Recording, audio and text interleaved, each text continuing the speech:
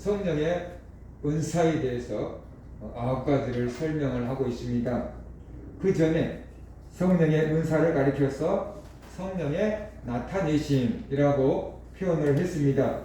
왜 성령의 은사를 성령의 나타내심이라고 했을까요?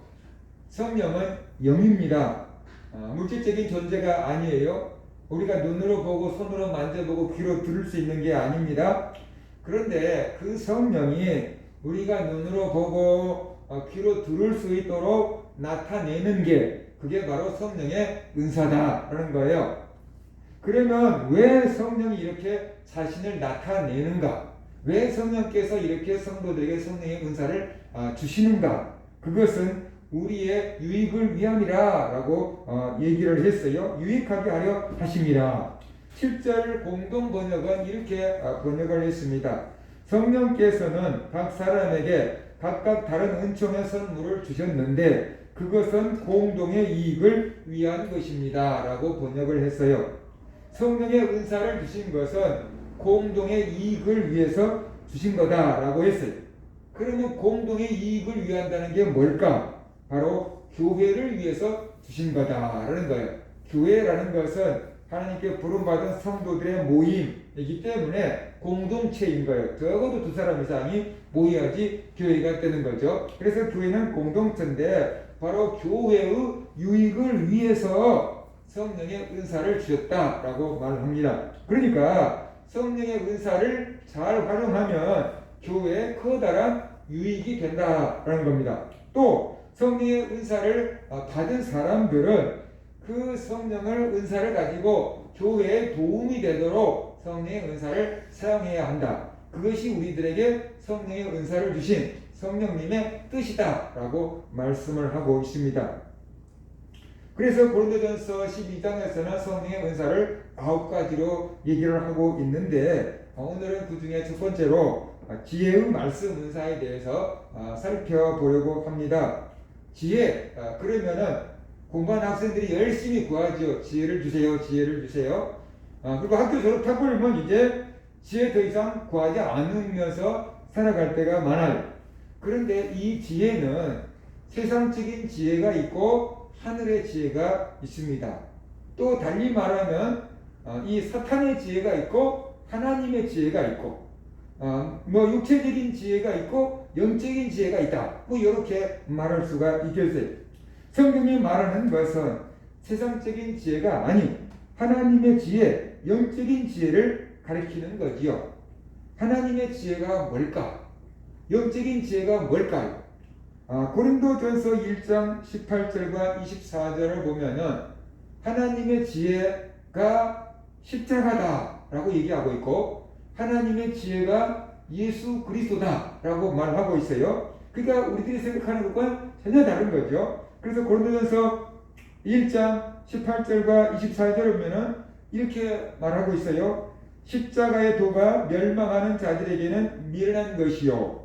세상적인 지혜로 보면 미련한 거다라는 거죠. 구원받은 우리에게는 하나님의 능력이라 기록된 바 내가 지혜 있는 자들의 지혜를 멸하고 총명한 자들의 총명을 피하리라 하였으니 지혜 있는 자가 어디 있느냐? 선비가 어디 있느냐? 이 세대의 변론가가 어디 있느냐? 하나님께서 이 세상의 지혜를 미련하게 하신 것이 아니냐. 하나님의 지혜에 있어서는 이게 하나님의 지혜죠. 이 세상이 자기 지혜로 하나님을 알지 못하므로 하나님께서 전도에 미련한 것으로 믿는 자들을 구원하시기를 기뻐하셨도다.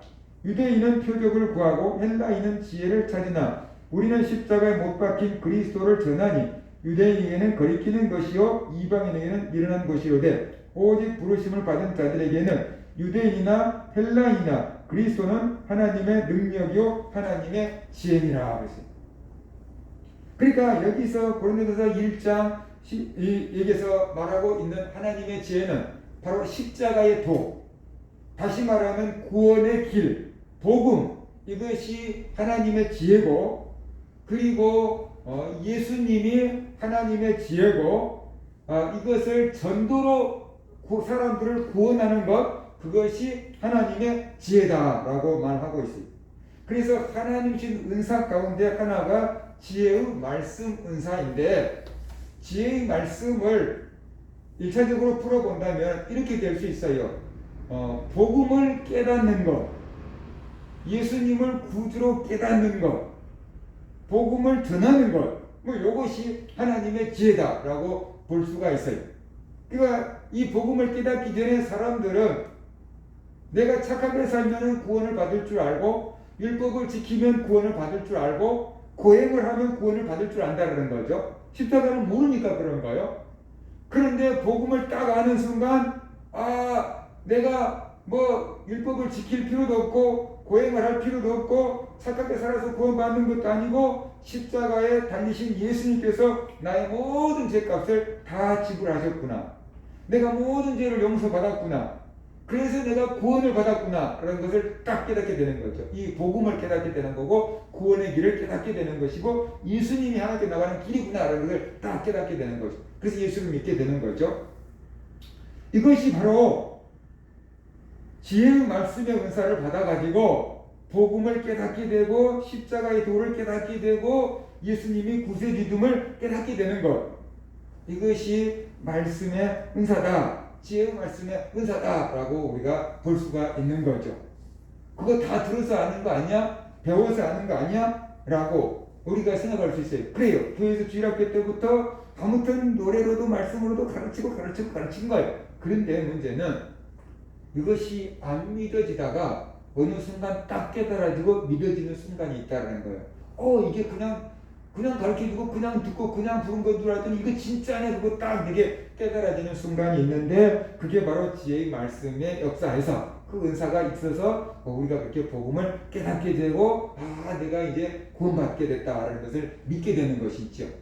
그래서 이 지혜의 말씀 은사가 있을 때 우리는 하나님의 말씀을 쉽게 깨닫게 되고 그 하나님의 말씀을 나에게 잘 적용시키게 되고 그 하나님의 말씀을 통해서 새 힘을 얻게 되는 거죠. 이 말씀은 우리 영혼의 양식이라 그랬잖아요. 이 하나님의 말씀을 우리가 깨닫고 그것을 우리가 먹고 소화시킨다는 걸로 볼 수 있어요. 하나님의 말씀을 깨달으면 우리에게서 힘이 나죠. 음식을 먹고 소화를 시키면 우리에게 힘이 나는 것처럼 하나님의 말씀을 깨닫고 우리가 믿으면 그 속에서 영적인 에너지, 힘을 얻게 되는 거죠. 이것이 바로 지혜의 말씀 은사다. 어떤 사람에게는 아무리 하나님의 말씀을 전해줘도 거울로 햇빛을 반사시켜버린 것처럼 다 이렇게 반사시켜 내버리는 사람들이 있어요. 예수님은 그렇게 사람들을 이렇게 말했어요. 길가에 떨어진 씨앗이다 그랬어요. 하나님의 말씀의 씨앗을 뿌리는데 그게 그냥 사람들이 밟고 다녀서 단단해져 있는 그 길가에 떨어진 씨앗처럼 말씀이 땅속에 들어가지 심어지지가 않는다. 말씀이 그 사람 마음에 박히질 않아요. 다 반사시켜 내버리는 거죠. 그러니까 귀로는 와서 듣고 있는데 마음에 전혀 터치가 안 되는 거죠. 그래서 깨닫지 못하고 뭔 소리 하는 거야? 하고 가버리는 거예요. 안 믿는 거예요. 그런데 어느 순간 그 사람이 옥토박 같은 마음으로 바뀌면 하나님의 성령 역사하셔서 이 지혜의 말씀이 역사하기 시작하면은 그 아무것도 몰랐던 말씀들이 깨달아지는 거죠. 내 것처럼 와닿게 되는 거죠. 즐거워지는 거죠. 적용이 막 되는 거예요. 그러니까는 졸음이 막 도망가 버리는 거예요. 이렇게 좋은 말씀을 이렇게 또 듣고 또 보고 또 아무튼 들으려고 애를 쓰게 되는 것, 이것이 지혜의 말씀 은사다라는 것입니다. 그래서 바로 지혜의 말씀의 은사는 이 복음을 깨닫게 된다. 십자가의 도를 깨닫게 된다. 예수님을 구주로 깨닫게 된다. 그 하나님의 말씀을 깨닫고 내 거로 적용시키게 된다라는 것, 그것이 하나님의 말씀의 은사, 지혜의 말씀의 은사입니다. 이것을 또 다르게 보면은 어려운 문제, 이제 믿음 안에서 어려운 문제들을 해결할 때 필요한 지혜다라고 볼 수 있어요. 솔로몬이 하나님께 지혜를 구하잖아요. 그래서 하나님께서 전무후무한 지혜를 줬다라고 지혜를 줬는데 그게 언제냐면은 꿈에서. 그러니까 우리가 꿈을 꾸고 나면 어떻게 돼요? 에이, 꿈이야. 그거 많은 것은 뭐냐 그러면 꿈하고 현실은 다를 수 있다는 거죠. 그죠? 꿈에서 지혜를 받았어요. 그럼 에이, 꿈이야 라고 말하면 현실에서 지혜가 이루어질까요? 안 이루어질까요? 안 이루어질 수 있다는 거예요. 그냥 평상시에 어떤 보통 사람들이 꿈 같으면은 꿈에서 지혜를 얻었는데 현실에서 지혜가 안 나타날 수 있단 말이에요. 근데 하나님께서 솔로몬에게 지혜를 줬다고 테스트할 수 있는 기회를 딱 주잖아요. 어떤 여인들이 한 집에 살았어요. 둘 다 비슷한 시기에 아기를 낳았어요. 그런데 한 여인이 자다가 잠꼬대가 심해가지고 아기를 깔아뭉개서 죽였어요. 자다가 보니까 아기가 죽은 거예요. 자기 아기가 죽었으니까 큰일 났다 이제. 그래가지고 저쪽에 있는 여인 보니까 저 여인은 새콤새콤 자고 있는 거예요. 그래서 죽은 자기 아기를 저쪽 여인에게 갖다 품에다가 안겨놓고 저쪽 여인에 있는 아기를 가져다가 자기가 자기 품에 안고 잔 거예요. 그러니까 이제 이쪽의 엄마가 자다가 딱 일어나니까 아침에 일어나니까 자기 아기가 죽었어요. 내 아기가 왜 죽었어? 깜짝 놀라서 보니까 자기 아기가 아닌 거예요. 저 사람의 아기. 자기 아기는 저기가 있는 거예요. 그래서 법정에 고소한 거죠. 저 엄마가 아기를 바꿔쳤어요. 그리고 법정에 고소했어요. 솔로몬에게 나왔는데 두 여인들이 살아있는 것은 자기 아기고 죽은 아기가 저 사람의 아기다. 서로 그러니까 이게 오늘날처럼 뭐 유전자 검사를 할 수도 없고 그러니까 누가 진짜 얘 엄마인지 구분을 못하는 거예요. 어떻게 처리했겠어요? 솔로몬이 신하에게 말하잖아요. 칼을 가져와라. 그리고 살아있는 애를 반으로 나누라. 그래서 두 여인들에게 똑같이 나누더라. 그랬어요. 자, 살아있는 애기를 칼로 반으로 나눠버리면 어떻게 될까요? 죽는 거죠. 그러니까 진짜 얘 엄마는 애가 다 죽는 거예요. 우리 애가 죽으면 안 되니까. 그러니까 진짜 얘 엄마가 와서 무릎을 꿇고 얘기합니다. 나 저 애기 안 받아도 됩니다. 저 애기 죽이지 마십시오. 살려서 저 여인에게 주십시오. 내가 못 키울지라도 저 여인이라도 키워서 사는 게 낫다라고 생각하니까 진짜 생모는, 친엄마는 저 애기를 죽이지 마세요. 나 안 받을래요. 저 여인한테 주세요. 라고 얘기했는데 가짜 엄마는 반으로 나눠주세요. 그 소리가 뭐겠어요? 내 애도 죽었으니까 네 애도 죽어야 된다. 이런 생각이잖아요. 그래서 반으로 나눠주세요. 그랬단 말이에요. 그것을 듣고 솔로몬이 저 애기를 죽이지 말고 살려달라고 한 사람이 진짜의 엄마다. 그리고 진짜의 엄마를 찾아주잖아요. 그것이 온 이스라엘에 소문나서 솔로몬이 지혜로운 판결을 하고 솔로몬이 지혜 얻은 것이 꿈이 아니고 현실이다 라는 것을 확인시켜 준 거지요. 그래요. 우리 앞에 어려운 문제들이 닥쳐있을 때 그 문제를 해결할 수 있는 어떤 지혜가 주어지는 것, 그것이 지혜의 말씀 은사다라고 볼 수 있습니다. 사람들이 예수님을 쓰러뜨리려고 함정을 팠습니다. 그래서 어려운 질문을 가지고 예수님께 나와 던지지요. 가이사에게 세금을 바쳐야 합니까? 말아야 합니까? 라고 질문을 던집니다.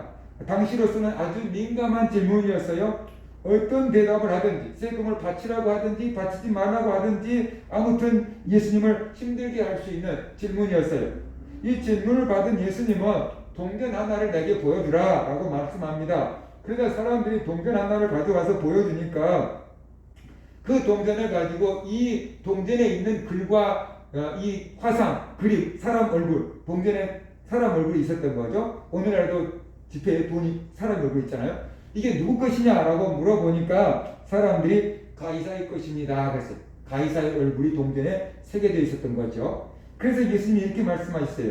가이사의 것은 가이사에게 드리고 하나님의 것은 하나님께 드려라 라고 말했어요. 예수님은 유대인들이 생각지도 못한 대답을 하셨어요. 흠잡을 수도 없는 대답을 하셨어요. 그래서 예수님의 함정에 빠뜨리려고 한 사람들의 계획을 무용지물로 만드셨지요. 이것이 바로 지혜의 말씀 은사다라고 우리가 볼 수가 있어요. 야고보는 이렇게 말했어요. 고난 당한 자는 기도하라라고 했어요. 고난 당할 때 지혜가 필요합니다. 그 고난을 이길 수 있는 지혜가 필요하죠. 그래서 지혜가 부족하면 지혜를 구하라 그랬어요. 야고보서 1장 5절에 보면은 너희 중에 누구든지 지혜가 부족하거든 모든 사람에게 후히 주시고 꾸짖지 아니하시는 하나님께 구하라. 그리하면 주시리라고 했어요. 고난과 어려움을 해결할 수 있는 지혜를 구하라고 하신 거예요. 문제는 항상 있습니다. 그 문제를 해결할 수 없기 때문에 힘든 거죠. 문제를 해결할 수 있는 힘만 있다면 아무런 문제가 안 되는 거죠. 어려움이 있는 것이 문제가 아니고 그 어려움을 해결할 수 있는 지혜가 없는 게 문제다라는 거예요. 그러니까 하나님의 지혜를 구하라는 것이. 지혜의 말씀 은사가 우리에게 필요하다. 언제요? 어려움 당할 때. 복음 전할 때 할 말이 생각나게 하시는 것. 그것도 이 지혜의 말씀 은사다라고 할 수 있어요. 예수님은 복음 때문에 핍박받을 때 걱정하지 말라, 대답할 말을 너에게 주겠다라고 약속하셨어요. 마가복음 13장 11절에 보면 사람들이 너희를 끌어다가 넘겨줄 때에 무슨 말을 할까 미리 염려하지 말고 무엇이든지 그때 너희에게 주시는 그 말을 하라. 말하는 이는 너희가 아니요 성령이시니라 그랬어요. 사람이 말하지만 그 말은 성령이 주신 말씀입니다. 실제로 베드로와 요한은 성전 미문에서 구걸하던 안진뱅이를 고쳤잖아요. 그것 때문에 많은 사람들이 베드로와 요한을 추종했고, 그것 때문에 시기 질투를 한 사람들이 베드로와 요한을 잡아가서 공회에서 재판을 벌입니다. 베드로와 요한을 공회 앞에 세우고 물었어요. 너희가 무슨 권세와 누구의 이름으로 이 일을 행하느냐고 물었어요. 아주 위협적인 분위기에서 베드로와 요한을 협박하듯이 물은 겁니다. 오늘 말한다면 국회 청문회에 불렀던지 아무튼 대검찰청에 불렀던지 어마어마한 권력기관에 불려다 놓고 그 높은 사람들이 높은 자리에 앉아서 저 밑에 베드로와 요한을 세워놓고 너희가 누구의 이름으로 누가 너희에게 가르칠 수 있는 자격을 주었길래 사람들을 가르쳤느냐? 너희 자격증 있느냐? 대학 나왔느냐? 이렇게 지금 따져 묻고 있는 거예요. 그래서 그런 거 없으면 너희들 어떻게 된자? 불법을 행했으니까 벌 받아야 된다. 그러고 있는 거잖아요. 그런데 베드로가 이렇게 대답했어요. 이에 베드로가 성령이 충만하여 이르되 백성의 관리들과 장로들아, 만일 병자에게 행한 착한 일에 대하여 이 사람이 어떻게 구원을 받았느냐고 오늘 우리에게 질문한다면 너희와 모든 이스라엘 백성들은 알라. 너희가 십자가에 못 박고 하나님이 죽은 자 가운데서 살리신 나사렛 예수 그리스도의 이름으로 이 사람이 건강하게 되어 너희 앞에 섰느니라. 이 예수는 너희 건축자들의 버린 돌로서 집 모퉁이의 머릿돌이 되었느니라. 다른 이로서는 구원을 받을 수 없나니 천하 사람 중에 구원을 받을 만한 다른 이름을 우리에게 주신 일이 없음이라 했더라 라고 대답을 했어요. 문제는 그거예요. 베드로의 대답을 듣고 공회원들, 그 높은 국회의원 같은 사람들이 충격을 받았다는 것이, 베드로가 너무 대답을 잘하니까 공회원들이 놀랐어요. 그들이 놀란 것을 성경은 이렇게 기록하고 있어요. 그들이 베드로와 요한이 담대하게 말함을 보고 그들을 본래 학문 없는 범인으로 알았다가 이상히 여기며 또 전에 예수와 함께 있던 줄도 알고 또 병 나은 사람이 그들과 함께 서 있는 것을 보고 비난할 말이 없는지라 그랬어요. 그러니까 베드로와 요한은 옷도 그냥 평범하게 입었고 들어보니까 어부 출신들이고 공부도 제대로 해본 적도 없는 사람들인데 자기들이 엄포를 넣으면 들어와서 부들부들 떨고 뭐라고 대답할 줄도 모를 줄 알았거든요. 그런데 너무 담대하게 대답을 하고 너무 옳은 얘기를 해버리니까 이 사람들이 놀란 거죠. 도대체 저것들이 어디서 저렇게 말을 잘해? 이런 식으로 놀랬다는 것이, 어떻게 베드로가 이렇게 담대하게 이렇게 또 대답을 잘할 수 있었을까요? 성령 충만했다 그랬잖아요. 성령께서 베드로에게 지혜를 주셨기 때문입니다. 성령께서 베드로에게 지혜의 말씀을 주셨다라고 볼 수 있는 거죠. 그래서 베드로가 이렇게 담대하게 대답을 했고 멋진 대답을 할 수 있었습니다. 이것이 바로 지혜의 말씀 은사다라고 할 수 있습니다. 오늘날에도 복음을 전하다 보면 여러 가지 질문을 받을 수 있어요. 핍박을 받을 수도 있어요. 그때마다 우리가 꼭 필요한 말씀들이 깨달아지고 생각나고 전한다고 한다면 그것이 지혜의 말씀 은사다라고 할 수 있어요. 이런 상황 가운데서 지혜의 말씀 은사가 굉장히 귀하게 쓰임받을 수가 있다라는 거죠. 어떤 특별한 문제를 해결하는데 지혜가 필요합니다. 그때 지혜의 은사가 귀하게 쓰임받을 수 있습니다. 교회가 이렇게 유지되기 위해서는 여러 가지 힘들고 어려운 일들이 많이 있을 수 있잖아요. 그런데 지혜의 은사를, 말씀 은사를 받은 사람이 와서 그 문제를 딱 이렇게 한마디로 해결하고 정리하고 나간다 그러면 그 교회가 얼마나 유익이 되겠느냐라는 것이, 이런 은사가 있으면 쉽게 문제를 해결할 수 있습니다. 고난 당한 자들도 도와줄 수 있고 어려움 당한 교회들도 잘 풀어나갈 수가 있게 되는 거죠. 그래서 교회 공동체 가운데 이런 지혜의 말씀 은사를 받은 사람들이 있다고 한다면은 그 교회 성도들의 어려운 문제를 푸는데 도움을 주거나 교회에 닥친 여러 가지 어려운 문제를 해결하는데 자기가 그 지혜를 발휘한다고 한다면, 은사를 발휘하고 한다고 한다면은 교회에 커다란 유익이 되고 성도에게 커다란 도움을 줄 거다라는 거죠. 그렇게 사용하도록 하기 위해서 하나님께서 교회 성도들 가운데 지혜의 말씀 은사를 주신 거다라는 겁니다. 지혜의 말씀 은사가 그렇게 유익해요. 지혜의 말씀 은사는 우리가 복음을 깨닫고 예수를 믿고 구원을 받는데도 아주 유익하고, 이 복음을 전하는데도 아주 유익하고, 우리가 또 교회 생활하는데 여러 가지 어려움을 만나는데 그 어려운 문제를 해결하도록 도와주는데 굉장히 유익하다는 거죠. 핍박 가운데도 믿음을 지키는데 큰 유익이 있어요. 오늘 베드로와 요한 얘기를 살펴본 것처럼 핍박 가운데 우리의 믿음을 지키고 변호하는데도 굉장히 유익한 게 지혜의 말씀 은사다라는 겁니다. 이 지혜의 말씀 은사를 받으면은 어떤 증상이 나타날까 하는 거지. 하나님의 말씀을 들을 때 재미 있어요. 왜 재미가 있냐? 깨달아지니까. 하나님의 말씀을 들을 때 이게 모르면 재미가 없잖아요. 근데 하나님의 말씀을 들을 때 깨달아지는 거죠. 아, 저거구나. 아, 내가 궁금했던 게 저거구나. 내가 이해 안 됐던 건데 저거였구나. 그리고 깨달아진다는 거죠. 그리고 그 말씀이 자기 속에서 막 가지를 뻗어요. 목사는 설교를 한 가지를 해요. 근데 그 말 한 가지를 듣고 막 여러 가지가 막 가지 뻗듯이 뻗어나가는 거예요. 그래서 이것을 내 삶에 이렇게 적용할 수 있겠네. 내 문제를 이렇게 해결할 수 있겠네. 라고 풀어져 나가게 되는 것이, 이것이 바로 지혜의 말씀 은사를 받을 때 일어나는 것입니다. 그러니까 목사가 그냥 설교하는 거예요. 그런데 그 하나의 어떤 단어나 말씀이 딱 내게 꽂히면서 내게 맡고 있는 문제를 저렇게 하면 풀리겠네? 라고 하면서 그렇게 실천했더니 그것이 풀려버리는 거죠.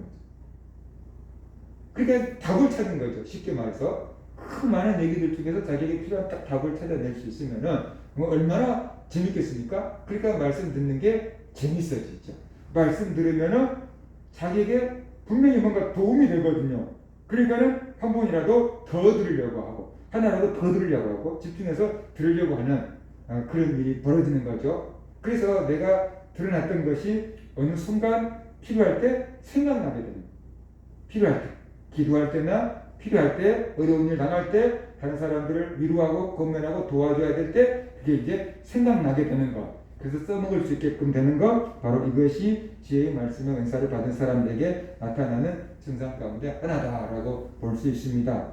그래서 이 지혜의 말씀 은사를 받으면 잘 사용해야지. 어떻게 사용해야 되는가? 먼저 내 믿음을 세우는데 사용돼야지. 복음을 깨닫고 십자가를 깨닫고 예수님을 구주로 깨닫게 된다 그랬잖아요. 그러니까 먼저 내가 복음으로 말씀으로 예수님을 나의 구주로 믿는데 든든하게 내 믿음의 토대를 쌓아야 됩니다.